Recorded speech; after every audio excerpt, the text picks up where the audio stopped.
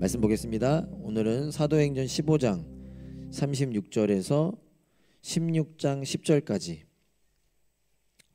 우리의 연약함과 하나님의 신실하심이라는 제목으로 말씀 보겠습니다.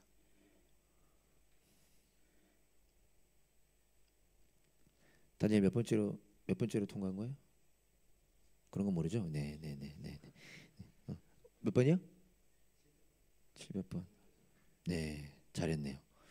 우리의 연약함과 하나님의 신실하심. 우리 사도행전 15장 36절부터 16장 10절까지 길지 않죠? 한 절씩 교독합니다. 우리 새번역 버전 화면으로도 준비되어 있습니다. 여러분 핸드폰 성경책 펼치시면 제일 좋고요.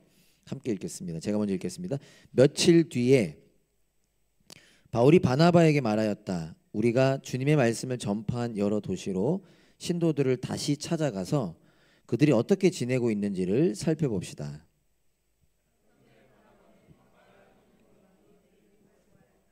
그러나 바울은 밤빌리아에서 자기들을 버리고 함께 일하러 가지 않은 그 사람을 데리고 가는 것을 좋게 여기지 않았다.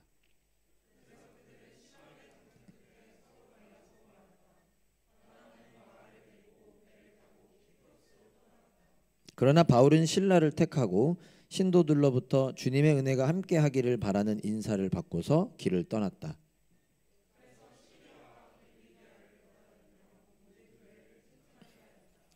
바울은 더베와 루스드라에도 갔다. 거기에는 디모데라는 제자가 있었는데 그의 어머니는 신앙이 돈독한 유대 여자이고 아버지는 그리스 사람이었다.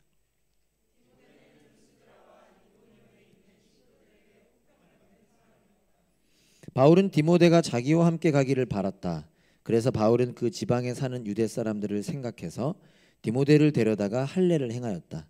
그것은 디모데의 아버지가 그리스 사람이라는 것을 그들이 모두 알고 있었기 때문이다.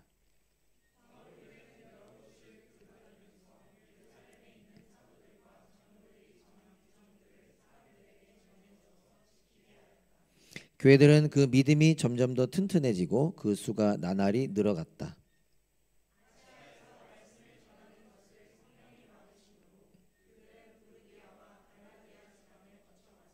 무시아 가까이 이르러서 비두니아로 들어가려고 하였으나 예수의 영이 그것을 허락하지 않으셨다. 여기서 밤에 바울에게 환상이 나타났는데 마케도니아 사람 하나가 바울 앞에 서서 마케도니아로 건너와서 우리를 도와주십시오 하고 간청하였다.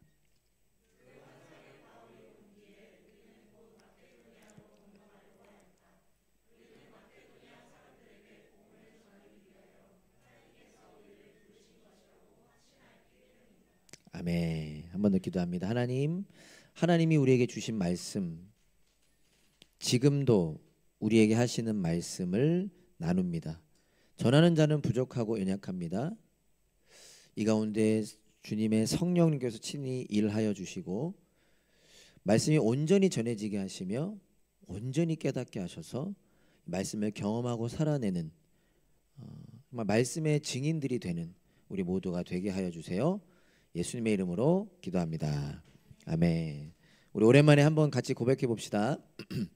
더 깊이 복음만으로 더 멀리 세상 속으로. 각자의 삶에서 나의 사도행전을 쓰자. 아멘. 감사합니다.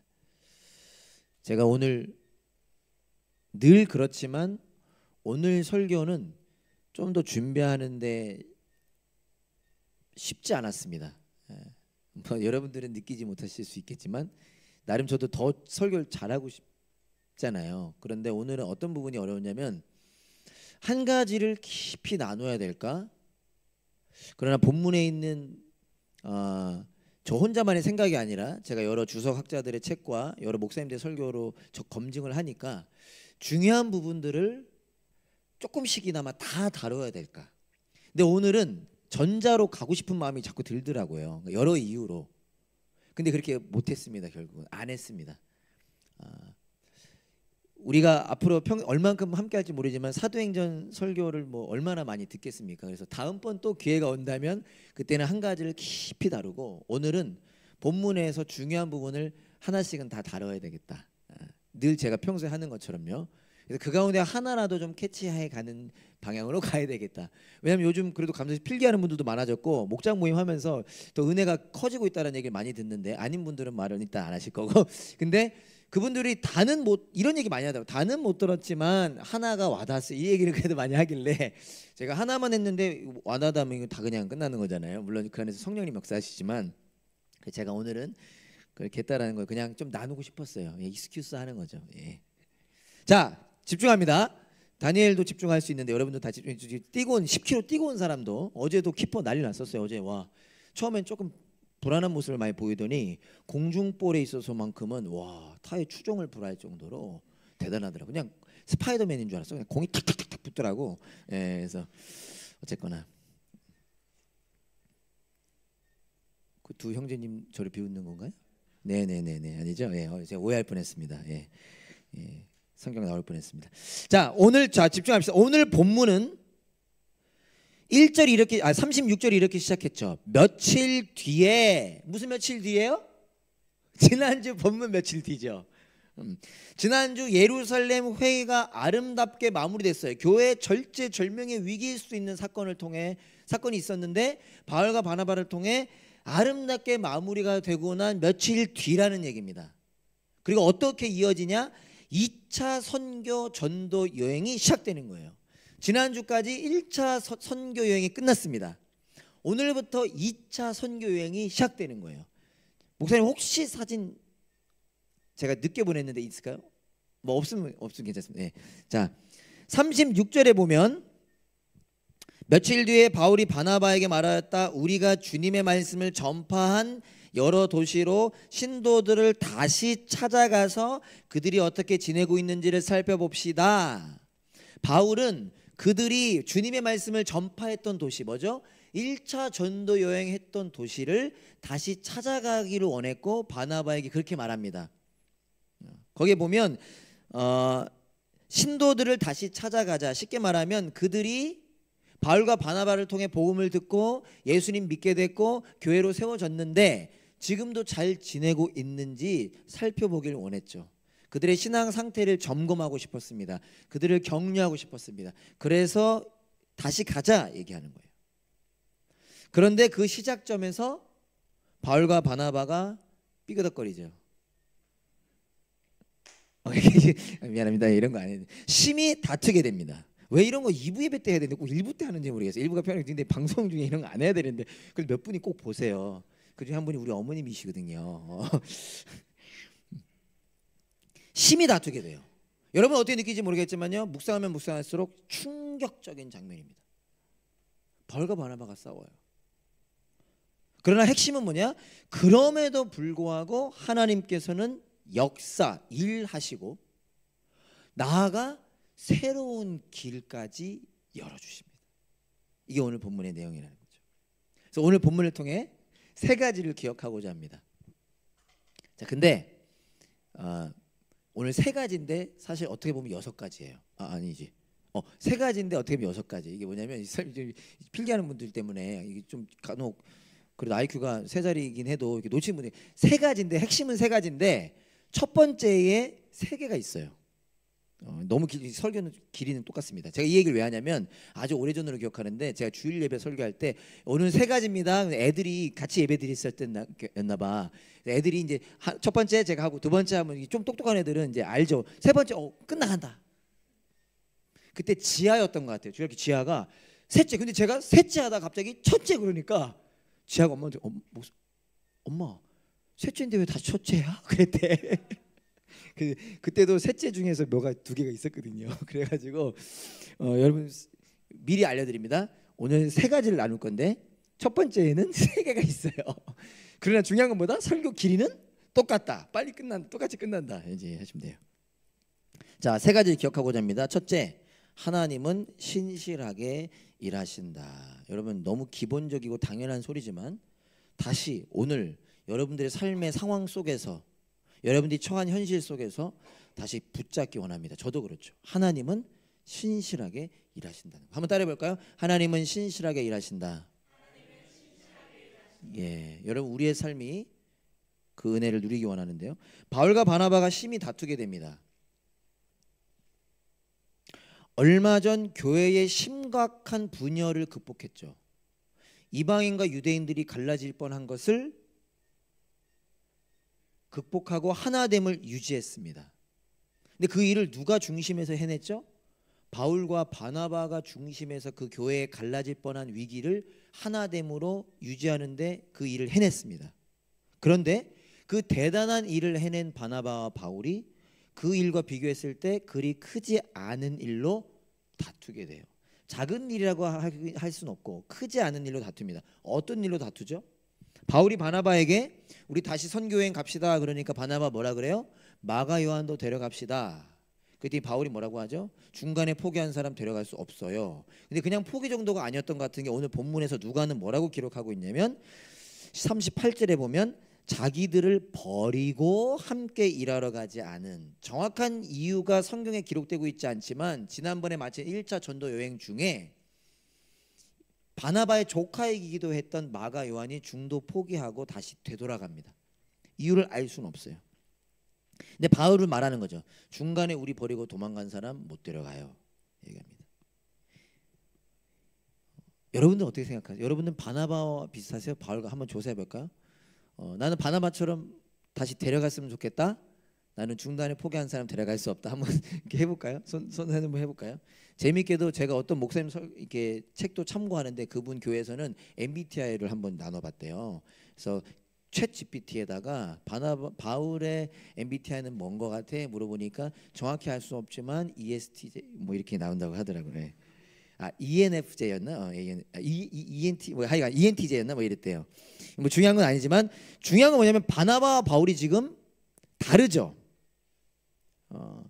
데리고 가자 데려갈 수 없다. 제가 볼 때 작은 일을 할 수 없지만 그리 크지 않은 일인데 심하게 다퉜다 그래요. 심하게. 결국 둘이 갈라집니다.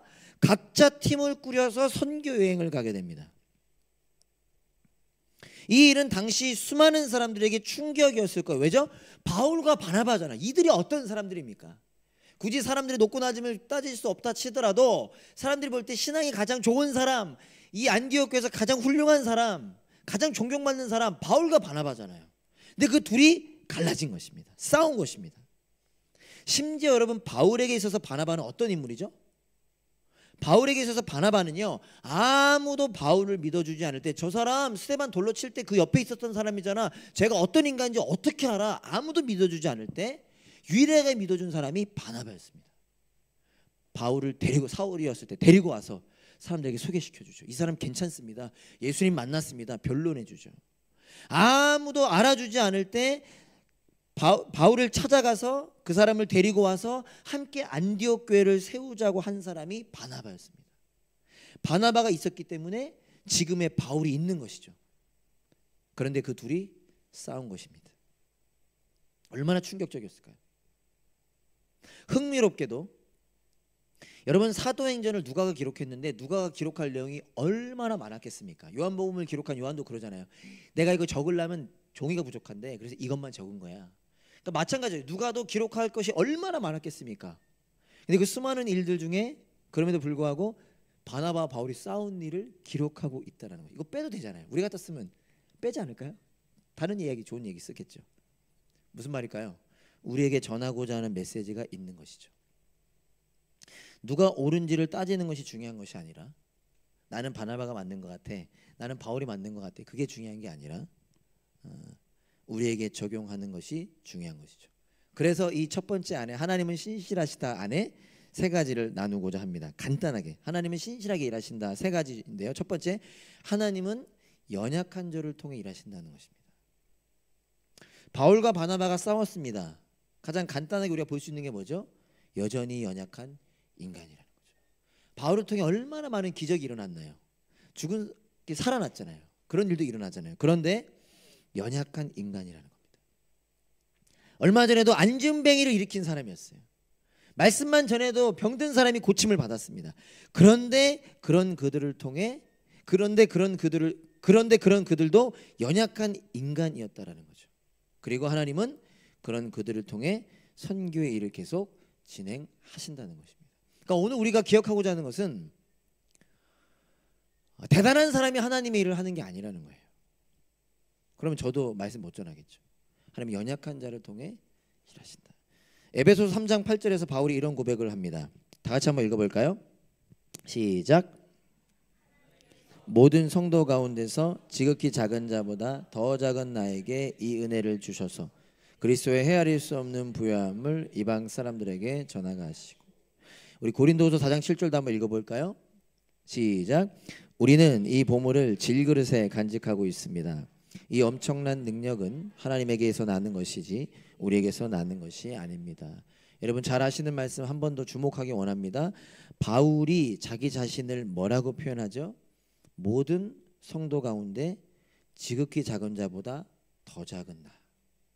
이건 바울의 겸손한 표현이 아니라 바울의 진정한 고백이었습니다. 자기는 자기가 안다는 거예요. 여기서 가장 작아 보이는 사람보다, 부족해 보이는 사람보다 더 부족하다라는 거예요. 자기가. 고린도후서에서 뭐라고 표현합니까? 자기를 질그릇이라고 표현합니다. 어떤 사람은 금그릇, 은그릇. 근데 자기는 질그릇이라는 거예요. 이건 바울만의 고백이 아니죠. 사실 우리의 고백이기도 합니다. 동의하시나요? 그런데 지극히 작은 자에게 은혜를 주셔서 예수님을 전하게 하셨다는 거예요. 질그릇인 자기에게 예수님을 담아주셨다는 거죠. 하나님께서 그런 우리를 통해 일하기 원하신다는 것입니다. 여러분 신앙이란 뭐다? 어떤 분이 이렇게 고백하시다고, 신앙이란 하나님은 전능하시고 나는 무능하다라는 것을 아는 것이 신앙이라는 거예요. 그때부터 믿음이 시작된다는 겁니다. 그분은 전능하시고 나는 무능하다.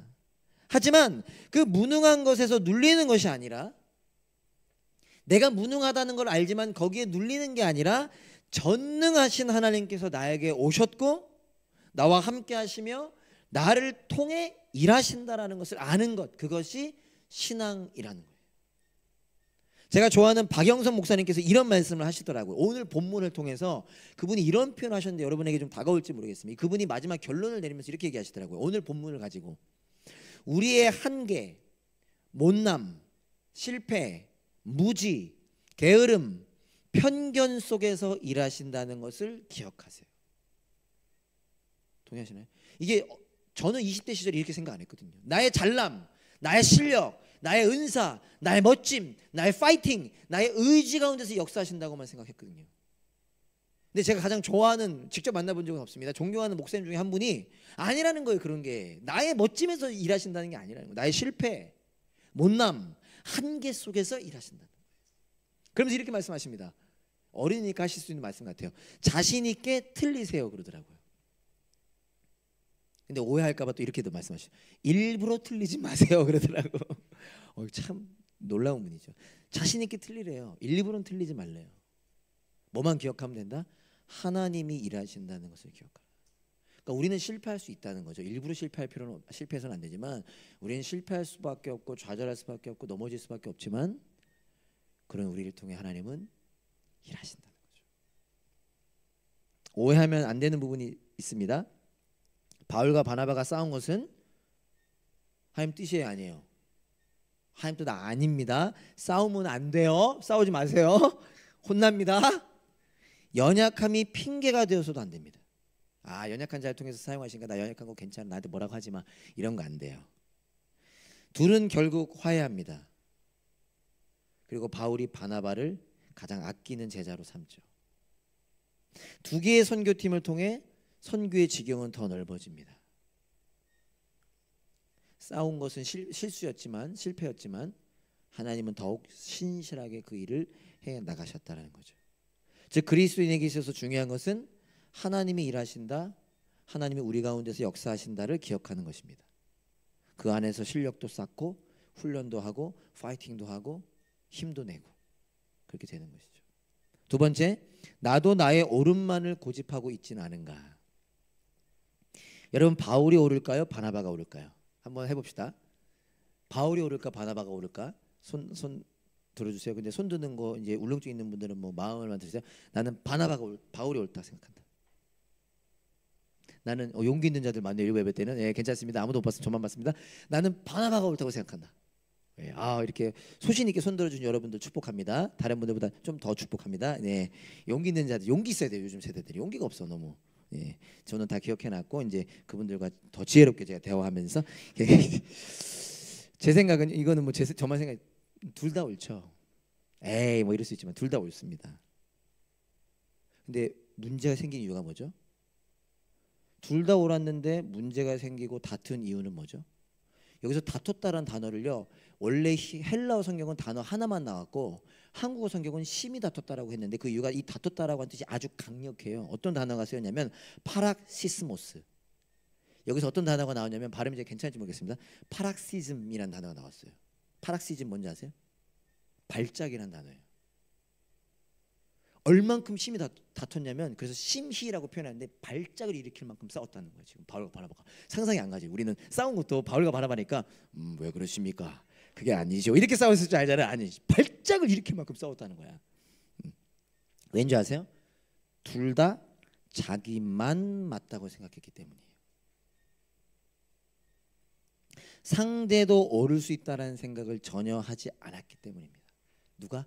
그 대단한 바울과 바나바도. 반면교사 삼읍시다.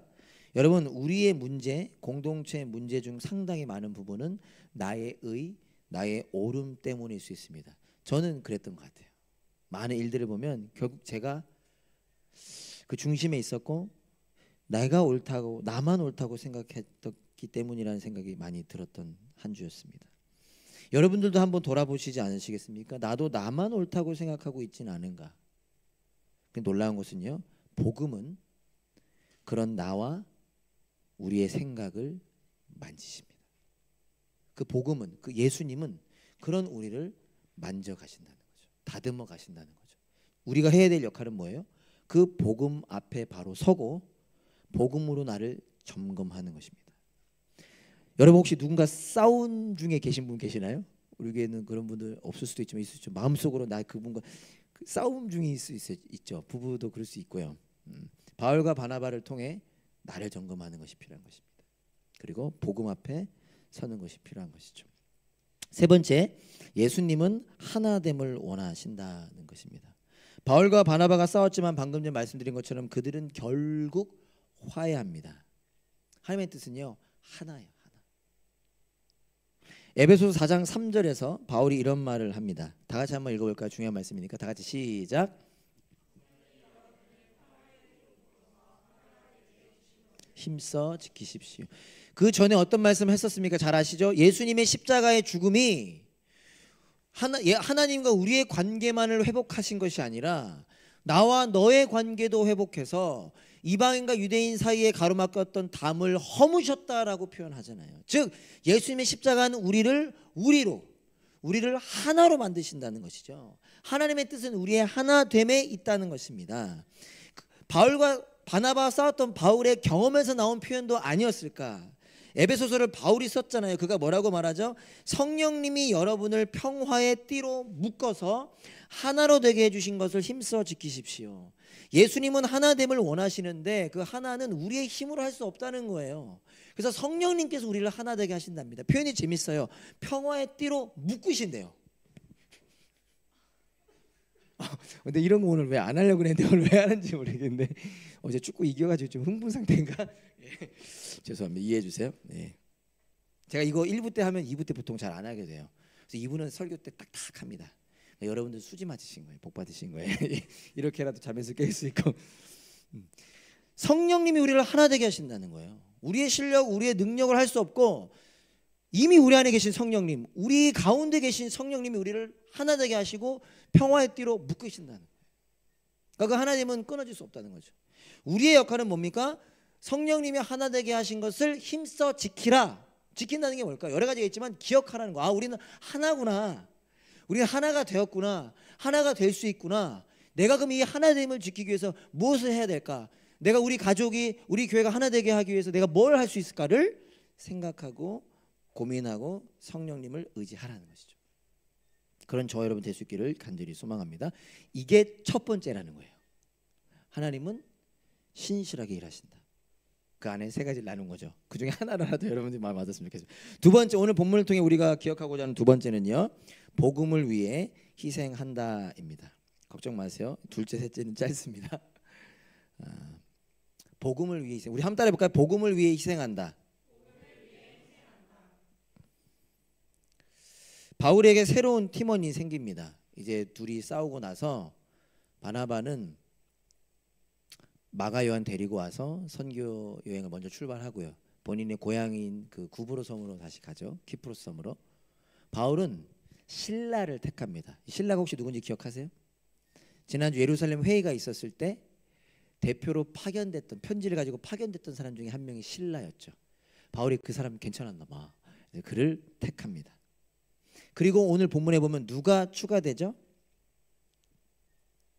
디모데가 추가됩니다. 이제 앞으로 바울의 삶에 있어서 정말 뗄래야 뗄 수 없는, 바울이 양아들 삼은 디모데. 디모데는 뭐가 떠올라요? 디모데 전서, 디모데 후서. 바울이 디모데에게 쓴 편지죠. 그 디모데가 오늘 드디어 등장합니다. 디모데는 바울이 돌에 맞아 죽을 뻔했던 루스드라에서 복음을 듣고 예수님을 믿게 된 제자였습니다. 30km 떨어진 지역까지 알려질 정도로 그 사람은 신실했던 사람이었던 것 같아요. 바울이 그를 데리고 가고 싶었습니다. 그런데 그냥 데려가지 않고 어떻게 하죠? 선교 여행을 출발하기 전에 디모데를 데려다가 할례를 행합니다. 해야 돼. 지난주 설교 잘 들었다면 해야 돼. 할례를 행했다고? 예. 여러분, 지난주 말씀, 몇몇 사람들이 할례 받지 않으면 구원 얻을 수 없다, 잘못된 가르침을 가르쳤죠.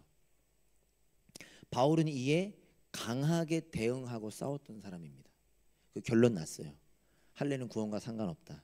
구원받기 위해서 할례 행할 필요 없다. 땅땅땅. 근데 그 주장을 했던 바울이 디모데를 데리고 가서 할례를 행합니다. 이 부분이 사실 신학자들 사이에서 엄청난 논쟁이 있는 부분입니다. 어쨌든 그것은 다음 기회에 하고, 왜 할례를 행했을까가 중요하죠. 3절에 보면 이렇게 표현되고 있습니다. 바울은 디모데가 자기와 함께 가기를 바랬다. 그래서 바울은 그 지방에 사는 유대 사람들을 생각해서 디모데에게 할례를 행했습니다. 다시 정리합니다. 할례는 구원에 있어서 필수 요소가 기다 아니다? 아니다. 할례 받아요 구원 받는다 안 받는다? 그거 아니다. 바울이 그 생각한 거 아니죠. 구원에 있어서 필수가 아니라 바울이 왜 할례를 행했냐면 상황적으로 필요하다고 판단한 것입니다. 디모데는 유대인이었어요. 근데 어떤 유대인이냐면 아빠는 그리스 사람이야. 이스라엘 사람들에게서 엄마 모계를 따르거든요. 엄마가 이스라엘 사람이면 유대인이라고 인정해 줍니다. 하지만 아빠가 그리스 사람이에요. 이제 바울과 합류해서 복음을 전하러 다니는데 누구를 만나게 돼요? 유대인들 만나게 돼요. 디모데에서 들을 겁니다. 근데 아빠는 그리스 사람이야? 유대인이라고 하는데 할례를 안 행했어? 일단 선입견 생기는 거예요. 일단 마음이 다치는 거예요. 뭐야, 할례도 행하지 않은 유대인이 나에게 복음을 전한다고? 안 들어! 이게 그 당시 유대인들의 사고체계였습니다. 즉 앞으로 선교팀이 만나게 될 유대 사람들에게 걸림돌이 돼서 복음 전하는 것이 가로막힐까봐 그 걸림돌을 미리 제거하기를 원했던 것입니다. 누구에게도 불구하고 할례에 대해서 그렇게 반대했던 사람임에도 불구하고. 왜요? 복음이 먼저인 것이죠. 예수님을 전하는 것이 먼저인 것이죠. 복음을 자유롭게 전하기 위해 자신들의 권리를 포기하는 자유를 선택한 것입니다. 멋진 말 아니에요? 다시 들어보세요. 복음을 자유롭게 전하기 위해 자신들의 권리를 포기하는 자유를 선택했다는 거예요. 여러분, 자유가 침해받는 거 싫어하시잖아요. 이거 내 자유인데 왜? 하지만 복음을 위해, 예수님을 위해 그 자유도 포기할 수 있는 자유, 그것이 우리 믿는 자의 능력이라는 사실이죠. 사랑하는, 우리는 예수님의 머리 되시는 교회잖아요. 한번 고민이 여러분들 가운데 시작됐으면 좋겠습니다. 복음을 위해 한번 희생해보자. 누가 강요할 수는 없죠. 지나친 부담이 되지 않기 원합니다. 그러나 복음을 위해 희생하는 우리가 한번 되어보면 좋겠습니다. 복음을 위해 남편에게 한번 희생해보는, 복음을 위해 아내에게도 희생해보는, 그게 남들이 볼 때는 유치한 거라 할지라도 저도 힘들어서 안 하고 싶지만 복음을 위해, 예수님을 위해 그런 거 오늘 저거라서 얘기 안 하겠습니다. 양보해보는 거, 그죠? 절제해보는 거. 또 여러분, 우리의 신앙이 성장하길 원하시지 않으십니까? 나의 신앙 성장을 위해 희생해보는 우리가 되기 원합니다. 요즘 우리 러닝이 붐인데 러닝하는 사람들이랑 요즘 저도 고민하고 있거든요. 나도 좀 뛰어야 될까. 근데 러닝하는 사람 얘기 들어보면 러닝을 위해 본인들이 그렇게 표현 안 했지만 제가 볼 때는 희생하는 것들이 많아요. 러닝하는 시간도 만들어야 되죠. 또 뭐 음식도 조절해야 되죠. 가끔씩 그다음에 만남도 절제해야 되죠. 뭐 돈 아껴서 운동화도 사야 되죠. 뭐 집신 쉬고 뛸 수는 없으니까 다 희생인데 그 러닝이라는 목표를 위해서 기쁨으로 감당하는 거잖아요. 마찬가지죠. 우리도 믿음의 경주를 함에 있어서 희생해본 저와 여러분 되면 좋겠다는 마음이 있습니다. 마지막 세 번째입니다. 성령님께서 인도하신다. 우리 한번 따라해볼까요? 성령님께서 인도하신다. 여러분 오늘 우리가 이거 붙잡기 원합니다. 성령님께서요 여러분의 삶을 인도하십니다. 옆 사람 한번 얘기해 볼까요? 성령님이 당신의 삶을 인도하세요. 진짜예요 하면서 해서 진짜예요. 진짜. 그거까지 기다려서 감사합니다. 진짜예요. 그거 나 혼자 한 건데. 감사합니다. 바울과 일행의 선교 여정 모습을요 누가가 이렇게 기록합니다. 잘 보세요. 제가 한 번 더 읽어볼게요. 6절부터 9절까지 제가 한번 읽어볼게요. 바울의 2차 선교 여행을 지금 누가가 기록하잖아요. 아까 여러분 바울의 선교팀이 실라, 디모데 그리고 한 명이 더 추가가 됩니다. 이거 제가 중요한 데 그냥 지나갈 뻔했는데 그냥 본문에는 제가 원고 준비 못했지만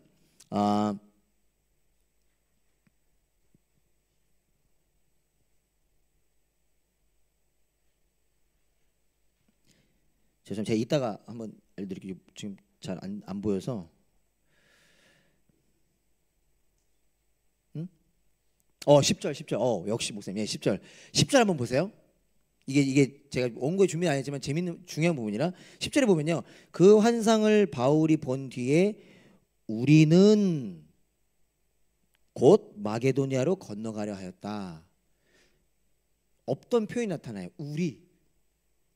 우리가 갔대요. 근데 지금 사도행전을 누가 기록하고 있어요? 누가복음을 기록한 누가가 사도행전을 기록했죠. 누가가.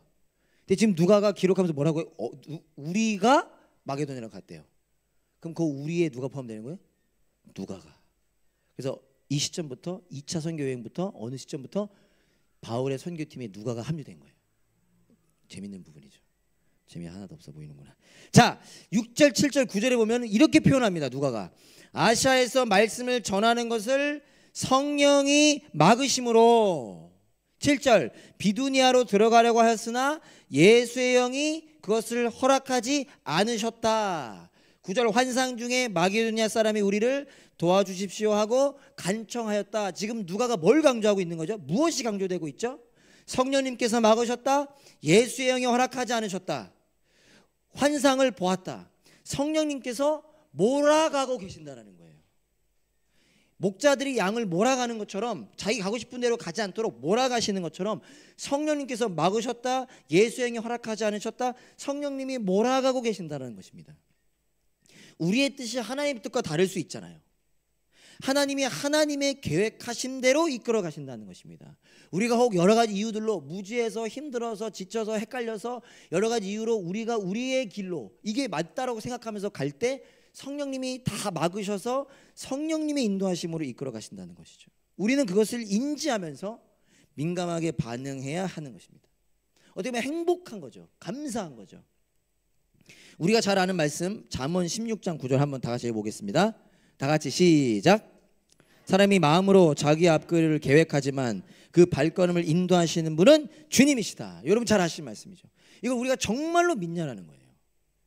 기억해야 할 중요한 부분이 있습니다. 10절에 보면 이런 표현이 나옵니다. 마지막 부분에 보면 하나님께서 우리를 부르신 것이라고 확신하였기 때문이다. 이게 개역개정에 보면 인정하였다라고 나옵니다. 이 단어가 재밌는 단어가 나오는데 숨 비바조라는 단어입니다. 확신하였다, 인정하였다, 숨 비바조. 직역하면 숨이라고 하는 단어와 비바조라는 단어를 직역하면 함께 살핀다라는 뜻이에요. 그게 확신, 인정의 뜻이라는 거예요. 이게 어떤 의미인지 느낌이 오시나요? 바울이 꿈을 꿔요. 환상을 봅니다. 마게도냐 사람이 와서 와라. 근데 바울이 마게다 사람이 오라고 하는 것보다 본인이 혼자 결정한 게 아니란 뜻이에요. 바울이 환상을 본 다음에 함께 살폈다. 어떤 뜻이죠? 그 환상을 팀원들 누가와 디모데와 이렇게 같이 나눴다. 신라와 나눴다는 뜻이에요. 일행들에게 얘기하고 함께 의논한 것입니다. 그리고 나서 그들이 같이 동의한 거죠. 이거 우리에게 마게도냐를 오라고 하시는가 보구나. 그렇게 함께 의논함을 통해 결론에 이르게 됐다는 것입니다. 무슨 뜻이죠? 내가 모를 수 있지만 성령님이 인도하시고 거기에 반응하지만 함께 하나님의 계획은 공동체가 함께 결정한다라는 뜻이죠. 하나님의 뜻을 모를 때가 있습니다. 착각할 때가 있습니다. 그때 어떻게 하는 것이 우리의 축복이라는, 어떻게 할 수 있는 게 축복이라는 거예요? 공동체가 함께 고민하고 의논하고 결정할 수 있는 게 능력이라는 것이죠. 배우자가 함께, 가족이 함께, 공동체가 함께, 그럴 때 우리의 발걸음을 인도하시는 성령님을 잘 따라갈 수 있다는 것입니다. 말씀을 마치겠습니다. 이제 바울과 그 팀은 마케도니아로 가게 됩니다. 여러분, 이게 학적으로요, 마케도니아로의 여정은 유럽으로 가는 첫 공식적 발걸음이에요. 당시에도 공부해 보시면 아시겠지만 동방과 서방, 동쪽과 서쪽으로 완전히 나뉘어 있었습니다. 근데 그냥 나뉜 게 아니라 위협과 전쟁의 역사였어요. 계속해서 으르렁거리며 싸우는 역사였어요. 근데 지금 그 상황 속에 어떤 그림이 그려지냐면 바울과 선교팀이 그 마게도냐로 다 건너가는 거예요. 뭘 들고? 평화의 복음을 들고. 원래는 칼 들고 총 들고 왔다 갔다 하던 곳이 예수 그리스도라고 하는 평화, 샬롬의 복음을 들고 내딛는 첫 발걸음이라는 것입니다. 그리고 그 첫 여정은 바울의 연약함 가운데 진행되었습니다. 바울과 바나바는 싸웠지만 하나님은 마게도니아라고 하는 새로운 여정을 이미 계획하고 진행하고 계셨다라는 거죠. 이게 우리 신앙생활의 능력이라는 거예요. 내용이라는 거예요. 연약해서 괜찮다가 아니라는 건 아니죠. 연약하지만 하나님은 이미 우리의 미래를 계획하고 계셨고 우리를 인도하여 가신다. 그게 여러분들을 향한 하나님의 계획이라는 거예요. 우리가 오늘 이 말씀을 붙잡기 원하는 것입니다. 그렇게 한 걸음 용기 있게 살아가기 원하는 것입니다. 내일이 벌써 두려움이죠. 다음 한 주가 벌써 두려움입니다. 그러나 신실하신 하나님, 나는 연약하지만 연약한 나 가운데서 역사하시는 그 하나님의 신실하심을 바라보며 살아가는 우리 담업님 교회가 될 수 있기를 간절히 소망합니다. 아멘. 같이 일어나셔서 찬양합시다.